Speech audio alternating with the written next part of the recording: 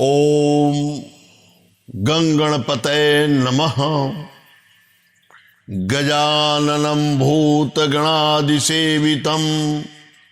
कपीथजम्बूफलचारुभक्षणम् उमासुतं शोकविनाशकारकं नमामि विघ्नेश्वरपादपङ्कजम्।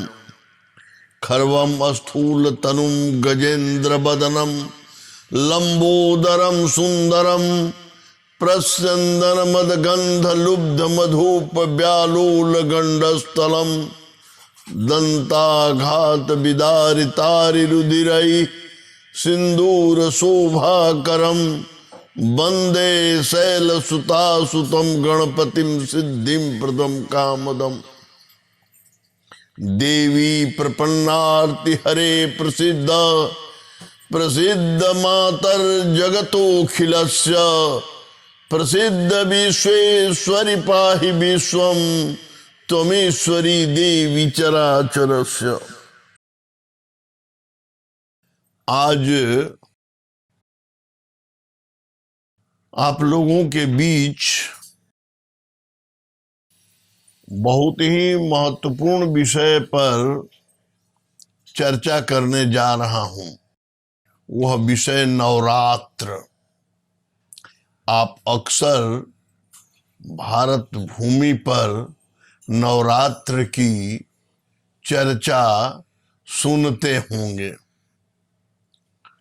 अब इस पर हमें ये जानना है कि नवरात्र कितने होते हैं, नवरात्र क्यों मनाया जाता है, नवरात्र से क्या लाभ है, नवरात्र में क्या करना चाहिए, नवरात्र कैसे करना चाहिए, इन सभी विषयों पर हम आपके बीच प्रकाश डालेंगे।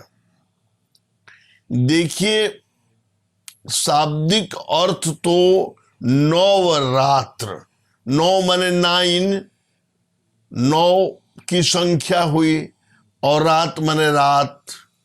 दूसरा नवरात्र, 9 माने नया, रात माने रात, नई तरह की रात। अब ये नवरात्र या नई तरह की रात कब होती है, इस विषय को जानना है।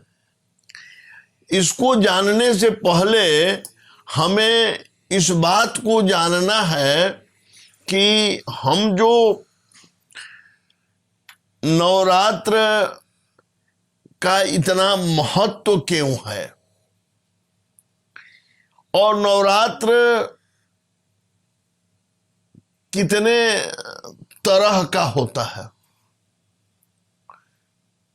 और खास समय में ही नवरात्र क्यों मनाई जाती है। तो आप जान लें कि हमारे यहाँ 4 नवरात्र होते हैं, जिसमें 2 नवरात्र गुप्त होता है और 2 नवरात्र खुला होता है, जिसको सभी लोग जानते हैं। आध्यात्मिक दृष्टि से नवरात्र का बहुत ही महत्व है। नवरात्र 4 जो होता है, उसमें खुला 2 नवरात्र जो होता है, वो पहला चैत्र शुक्ल पक्ष में मनाया जाता है और दूसरा आश्विन शुक्ल पक्ष में मनाया जाता है। जबकि जो 2 गुप्त नवरात्र होते हैं, वो आषाढ़ शुक्ल पक्ष और माघ मास की शुक्ल पक्ष में मनाया जाता है। इस बात को अब जान लें। तो ये नवरात्र इन्हीं 4 समय में क्यों मनाया जाता है। देखिए, हमारे यहाँ जो अध्यात्म शास्त्र में जो विधि जो बताया गया है शक्ति अर्जन करने का, वह हमेशा संधि काल में बताया गया है। ये बात पहले जान लीजिए। जब भी संधि समय, जैसे हम लोग संध्या करते हैं तो आप देखते होंगे कि जो प्रातः संध्या होता है, यानी जब रात्रि का अंत हो रहा है और दिन का शुभारंभ होता है 5 बजे, चाहे कोई भी धर्म के हों, सिख हों, हिंदू हों, मुस्लिम हों, क्रिश्चियन हो, उस काल में अपने इष्ट देव की, अपने देवता से संपर्क करने का प्रयास करते हैं। यानी उस समय अपने माध्यम से, अपने धर्म के माध्यम से अपने ईश्वर से जुड़ने का प्रयास करते हैं। दूसरा, संध्या समय में जब दिन का अंत हो रहा है और रात्रि की शुभारंभ हो रही। इसीलिए आप सत्यनारायण स्वामी के कथा में पढ़े होंगे, लोग सत्यनारायण स्वामी की कथा तो कहवाता है, लेकिन कब कहवाना चाहिए उसमें दिया है, कस्मिन दिने और निशामुखे।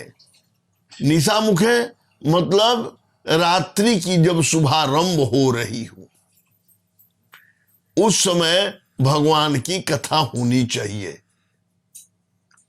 कस्मिन दिने, किसी भी दिन, लेकिन समय उसने दिन तय नहीं किया, लेकिन समय उन्होंने बता दिया कि जब दिन का अंत हो रहा हो और रात्रि की शुभारंभ हो, उस समय जरूर कहना चाहिए। देखिए, एक साधारण जो आम सत्यनारायण भगवान की कथा होती है उसके विषय में भी बताया गया है। तो एक बात तो ये अब जान लीजिए, अब चैत्र की में ही नवरात्र क्यों मनाई जाती है, आश्विन में ही क्यों मनाई जाती है, इस बात को भी आप समझ लें। देखिए, चैत्र महीना जो है, फाल्गुन के अंत होते होते चैत्र आते आते जो हमारा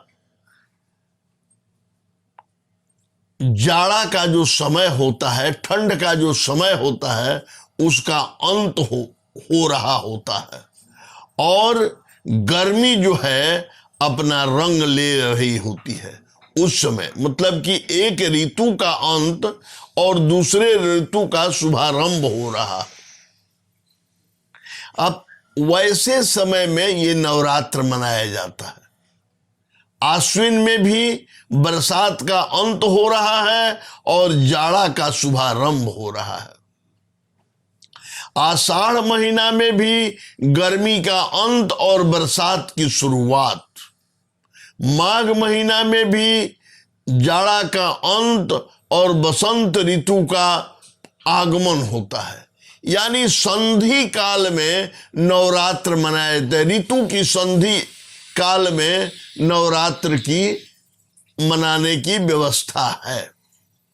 अब सामान्य तौर पर भी देख रहे होंगे कि कोई प्रशासनिक पद पर बदलाव होता है तो जो व्यक्ति जाता है और जो नया व्यक्ति आता है उससे जो शुरू में जुट जाता है उसका संबंध बड़ा पक्का हो जाता है। उसके साथ संबंध बहुत इसी दृष्टि से ये बनाया गया है नवरात्र, कि उससे जो उस ऋतु का जो शक्ति है उसको हम पकड़ लें। ये बात हो गई। अब नवरात्र में हमें शक्ति, उस ऋतु परिवर्तन के काल में हमें शक्ति अर्जन करना है। हमें शक्ति अर्जन करना है और शक्ति वो परमात्मीय नेचर के द्वारा, प्रकृति के द्वारा जो हम समझते हैं कि प्रकृति में जो शक्ति है वह किसी न किसी परमात्मीय शक्ति से जुड़ी हुई नवरात्र में आराधना की व्यवस्था है। आमतौर पर मां दुर्गा की नवरात्र में आराधना होती है। अब मां दुर्गा की आराधना कैसे और कितने दिन तक करनी चाहिए? तो इसमें जो है वो 9 दिन की नवरात्र में, नवरात्र यानी इसमें दिन और रात, ये 9 दिन में दिन और रात में अंतर नहीं करना है, इसीलिए इसे नई रात, नवरात्र कहा जाता है। रात्रि में भी उतना ही संचय करना है जितना दिन में करना है, या दिन से भी अधिक रात्रि में करना है। ये बात समझ लीजिए। क्यों कि रात्रि जो है उसमें दिन का अंत होते रहता है एक तरफ, और दूसरे तरफ दिन का शुभारंभ भी उस रात्रि काल में ही हो जाता है। अतः नवरात्र में 9 दिन मां दुर्गा की आराधना करनी चाहिए, या अपने जिस आप इष्ट देव की आराधना चाहते हैं, जिनकी शक्ति से आप जुड़ते हैं, उसकी आप आराधना करें। चाहे वो माता पिता की आराधना करें, गुरु की आराधना करें, राम की आराधना करें, हनुमान की आराधना करें, या जिस भी अपने हिंदू मत के अनुसार जिस पर आप आस्था रखते हो, उसे 9 दिन निष्ठा के साथ उसकी आराधना करें।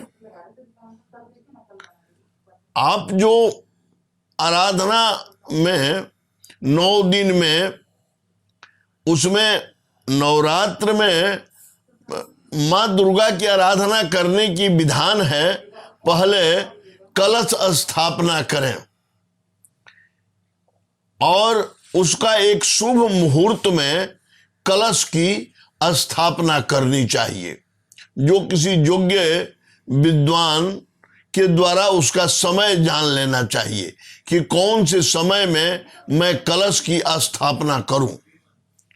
कलश स्थापना के बाद आप उसमें कम से कम नवग्रह की पूजा और लक्ष्मी गणेश की पूजा अवश्य करनी चाहिए। साथ ही अगर आप मूर्ति रखते हैं तो उस मूर्ति की भी पूजा करनी चाहिए। अगर मूर्ति नहीं रखते हैं तो कलश और फोटो के माध्यम से ही आराधना करनी चाहिए। और उसमें दुर्गा की आराधना में जो दुर्गा सप्तशती की विवेचना की गई है, दुर्गा सप्तशती जो मार्कंडे पुराण से 700 मंत्रों को संग्रहित किया गया है मनीषियों के द्वारा, और उस दुर्गा सप्तशती में 3 चरित्र है और 6 अंग है। अब उसमें 6 अंग में कवच, अर्गला, कीलक होता है और 3 चरित्र है। पहला प्रथम चरित्र महाकाली की, मध्यम चरित्र दूसरा, तीसरा, चौथा अध्याय महालक्ष्मी की, और पंचम से 11 अध्याय तक महासरस्वती की। उसके बाद 12 और 13 अध्याय जो है वह उसकी फल और उसकी समाप्ति के विषय में वर्णन है, उसकी समाप्ति या प्राप्ति। इस तरह से आप जो हैं वो इसमें, उसके बाद आपको दुर्गा सप्तशती में 3 और रहस्य है। प्रधानिक रहस्य, वैकृतिक रहस्य और मूर्ति रहस्य। ये पूरा पाठ करने में बहुत से लोग सक्षम नहीं होते हैं, तो उन्हें एक एक कवच, अर्गला, कीलक पढ़ने के बाद एक चरित्र का पाठ एक दिन में करना चाहिए।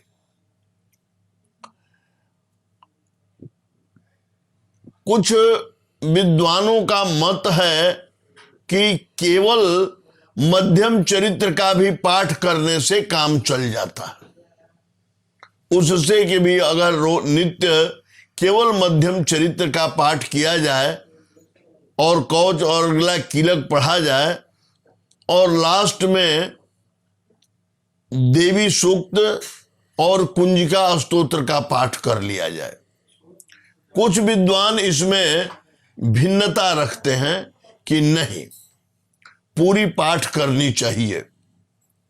खैर, वो अपने अपने अनुभव के आधार पर विद्वानों का मत है।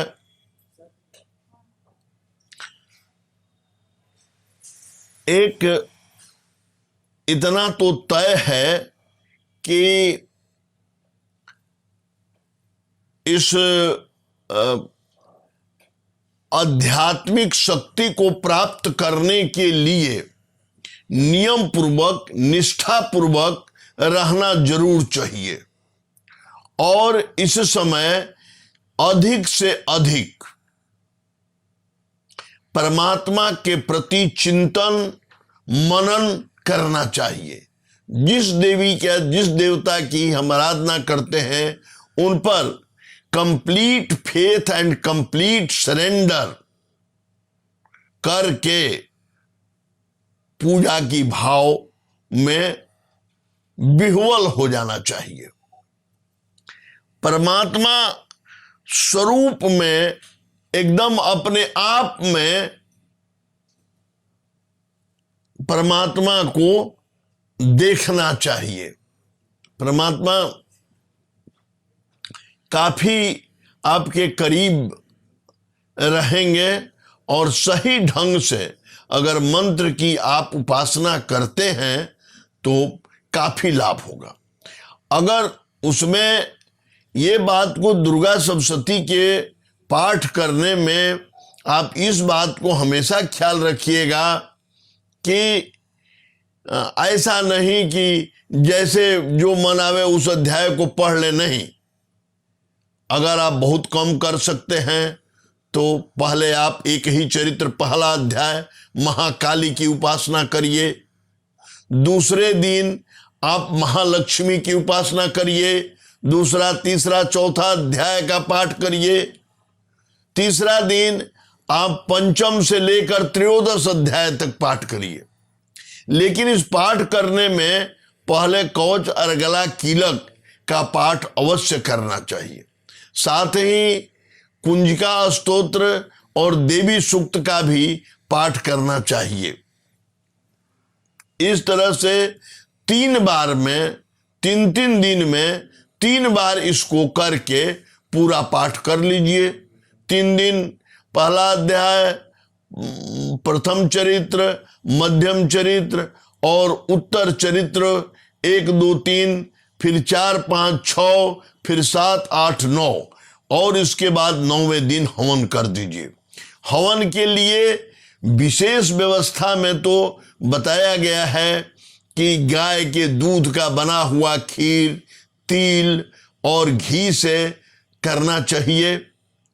अगर उसकी व्यवस्था में दिक्कत हो तो गड़ी के टुकड़े छोटे छोटे काट कर और किशमिश मिलाकर उसमें घृत में मिला करके जप करना चाहिए, उससे भी लाभ होता है। इस तरह से नवरात्र में आप अपने जीवन में अच्छा उपलब्धि, ईश्वरीय शक्ति को प्राप्त कर सकते हैं।